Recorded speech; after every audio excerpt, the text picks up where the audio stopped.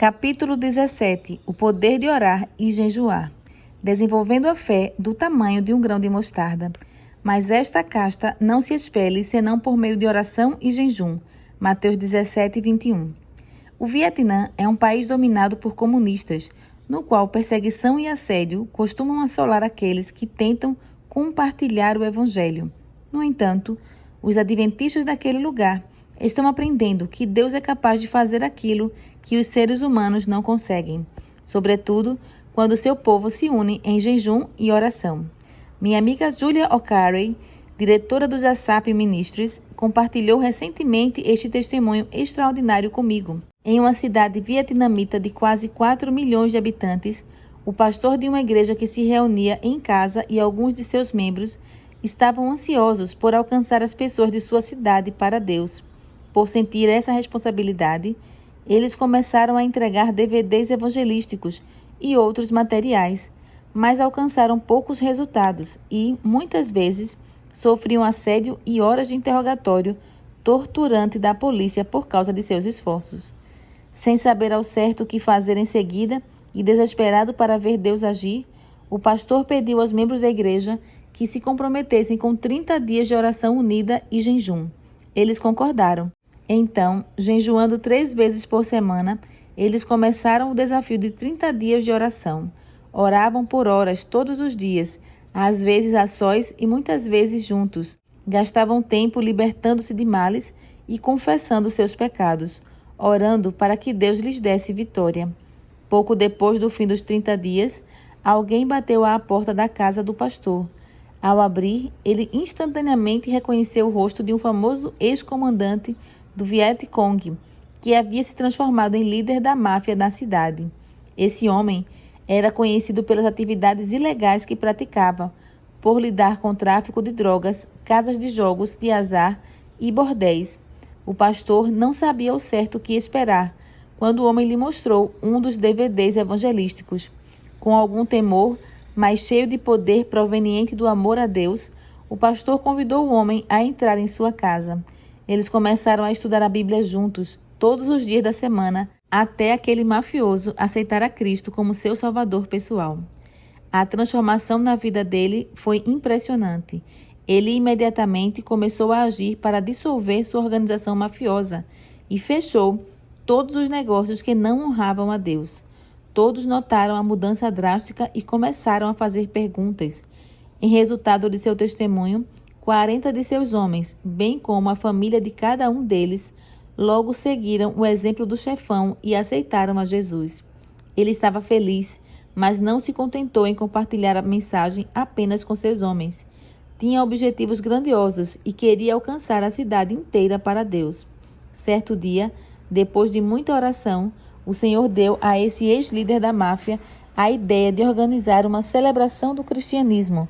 Era uma ideia audaciosa, porém, o mais surpreendente é que Deus abençoou de forma extraordinária. É provável que tenha sido a primeira vez na história do Vietnã comunista que um evento público tão grande dessa natureza deu certo. Multidões se aglomeraram no salão alugado. O pastor, que havia conquistado o líder da máfia para Cristo, foi convidado para ser o orador. O ex-chefão também compartilhou o poderoso testemunho de como Deus havia mudado sua vida.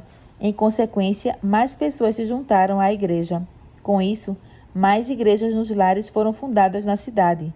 O grupo de ex-criminosos conta atualmente com mais de 200 membros e não para de crescer. As pessoas estão cheias de fogo pelo Senhor e por sua palavra.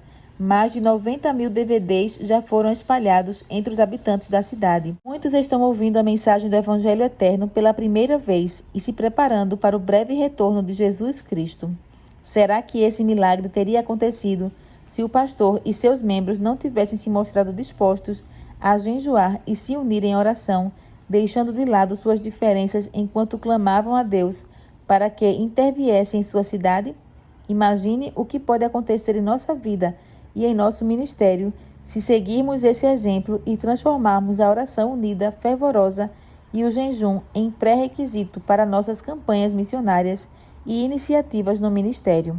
Certa vez, Hudson Taylor declarou: "É possível que o maior impedimento para nossa igreja seja a força que imaginamos ter.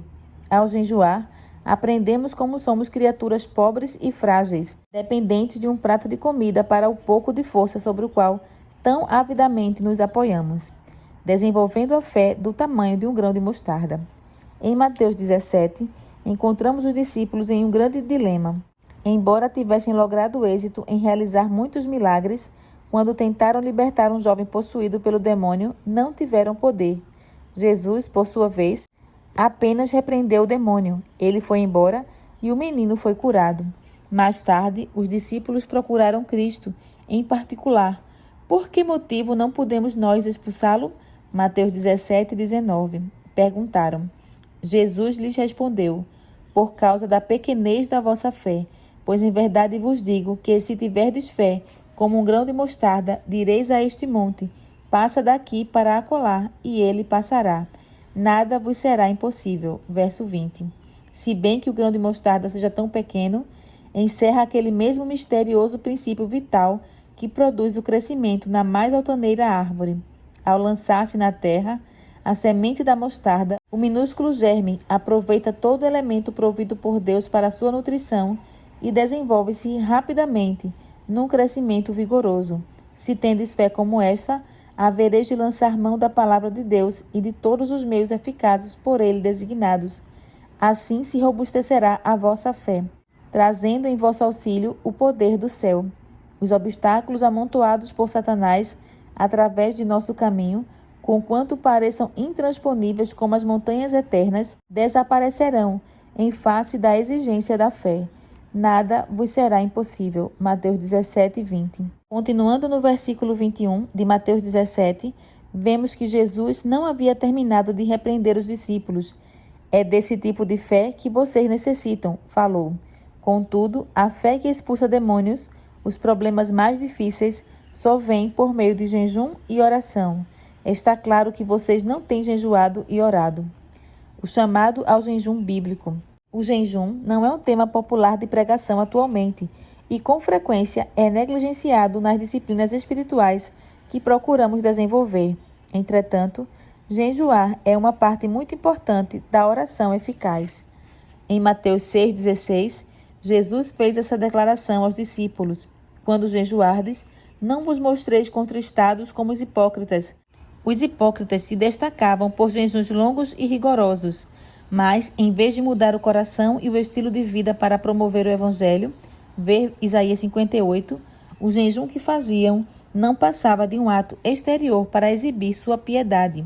Para fazer contraponto à hipocrisia desse tipo de jejum, Jesus instruiu seus discípulos: quando vocês jejuarem, passem óleo na cabeça e lavem o rosto, para que não pareça aos outros que estão jejuando.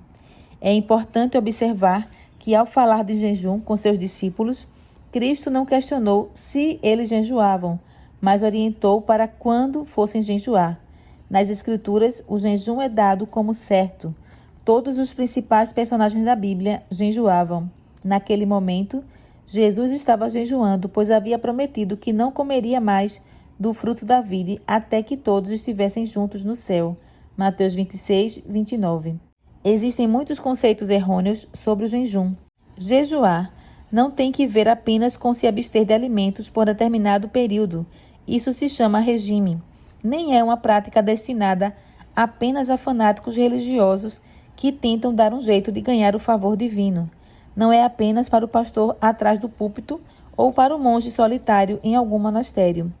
Trata-se de uma disciplina espiritual que cristãos normais deveriam praticar em seu dia a dia, à medida que tentam crescer em sua caminhada com Deus, permitindo que Ele lhes conceda maior vitória em sua vida. De modo geral, jejum pode se referir desde a se abster de alimentos específicos por um tempo, a um jejum de suco, um jejum completo até de água, não recomendado por longos períodos, a jejuar em uma alimentação simples e não estimulante de frutas e verduras, como fez Daniel. Esse é o tipo de jejum que Ellen White recomendou com frequência, a jejuar de atividades específicas, como entretenimento, televisão ou qualquer outra coisa, para ter mais tempo para dedicar à sua caminhada com Deus. Qualquer tipo de jejum sempre deve ser acompanhado de sondagem profunda do coração e de oração. Nos tempos bíblicos, o jejum não era negação do alimento. Tratava-se, acima de tudo, de um período de avaliar o coração, uma vez que o suplicante buscava a bênção ou livramento divino. Devemos nos lembrar de que não há mérito no jejum em si. O propósito de jejuar está em transformar nosso coração e nos levar a uma consagração mais profunda a Deus. Com muita frequência, assim como os antigos fariseus, sentimos que é a dor que sofremos durante o jejum que traz as bênçãos divinas. Que grande erro! Ao se referir ao tipo exterior de jejum que os hipócritas praticavam, o comentarista bíblico Albert Barnes escreveu: não sentimos com frequência, até nos dias de hoje, que há algo meritório nas inconveniências que sofremos em nossos atos de negação do eu? Entretanto, a dor e os inconvenientes que venhamos a suportar pelo mais rígido dos jejuns não trazem mérito aos olhos de Deus. Não foi esse o objetivo dele ao instituir o jejum. Seu objetivo é a justiça, a verdade, a caridade, a santidade.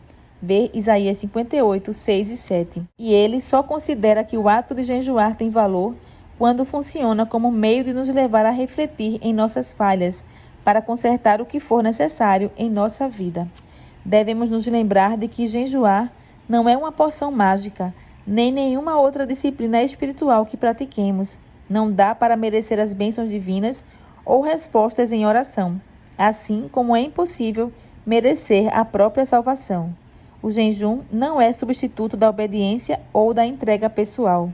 Trata-se de um meio de limpar o coração das distrações e nos ajudar a adquirir um estado mental mais receptivo para aquilo que Deus quer fazer em nossa vida e por meio de nossas orações. E, quando em humildade de coração buscamos a orientação divina, os anjos de Deus se aproximam. Se você estudar todos os jejuns que aconteceram na Bíblia, descobrirá que toda vez que o povo de Jesus orou e jejuou, o Senhor atuou poderosamente em seu favor, desde a libertação de inimigos em batalhas, livramentos sobrenaturais da prisão, ao derramamento do Espírito Santo no Pentecostes, e assim por diante, vemos um padrão. E esse padrão se repete ao longo de toda a história cristã. João Calvino era chamado de jejuador inveterado, habitual, e viveu para ver o poder de Deus tomar conta de Genebra. Os morávios jejuavam, bem como os hussitas, valdenses, huguenotes e os presbiterianos da aliança. Se não fosse pela oração perseverante que inclui jejum, não haveria ocorrido a reforma, nem nenhum dos grandes despertamentos ao longo dos séculos. A história do adventismo também testemunha das bênçãos sobrenaturais recebidas por intermédio do jejum.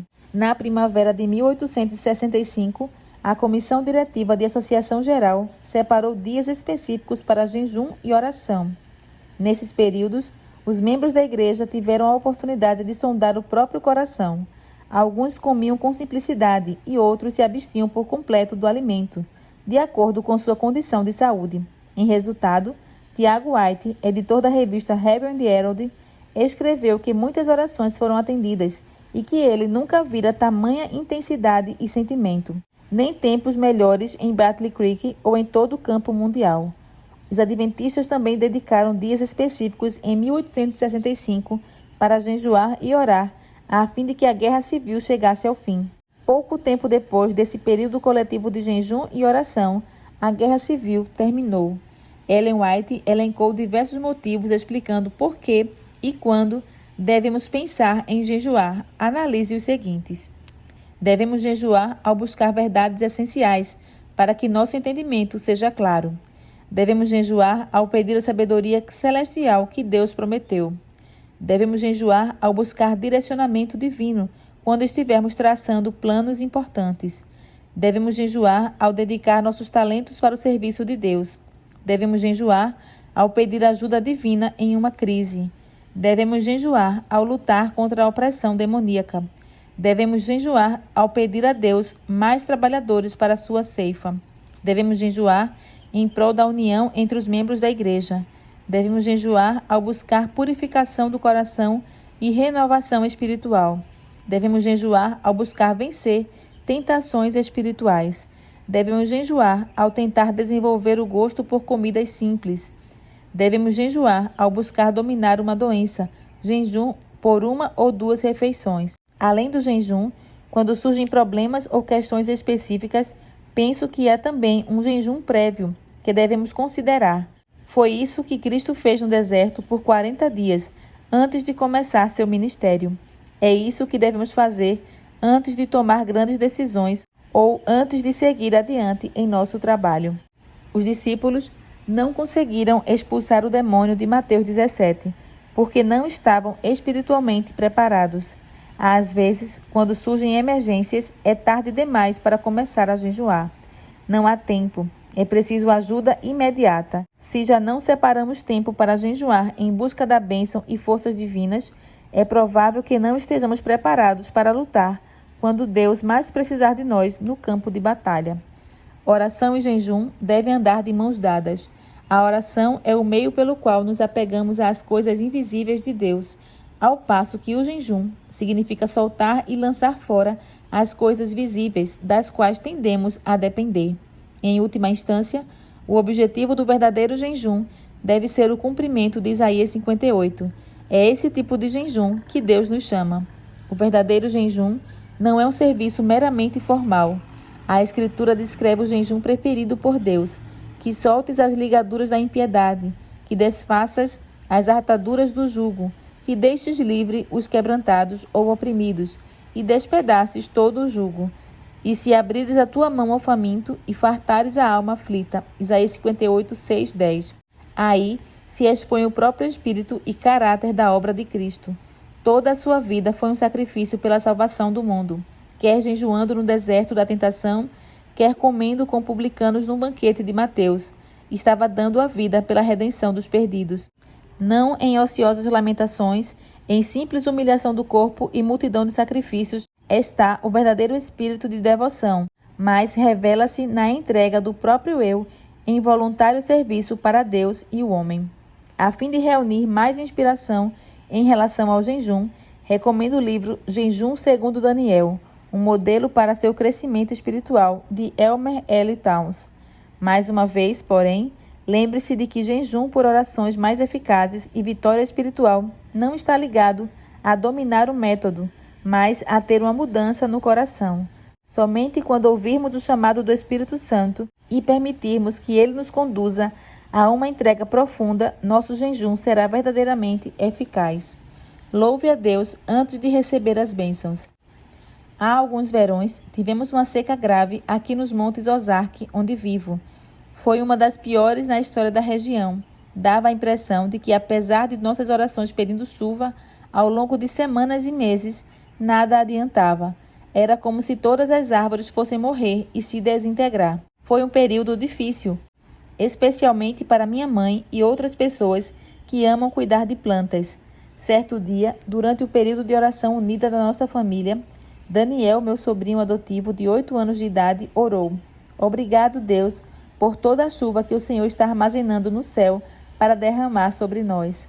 Achamos a oração engraçadinha, demos risada, mas concordamos e começamos a louvar a Deus pelo milagre que ainda não havíamos visto. 2 dias depois, não só veio do nada uma tempestade enorme que despejou mais de 150 milímetros de chuva, mas ela também se virou e molhou nossa fazenda pela segunda vez. A chuva realmente mudou de direção, algo que nunca havia visto acontecer em minha vida inteira. Nossos vizinhos ficaram fascinados, assim como nós, ao presenciar esse milagre acontecer.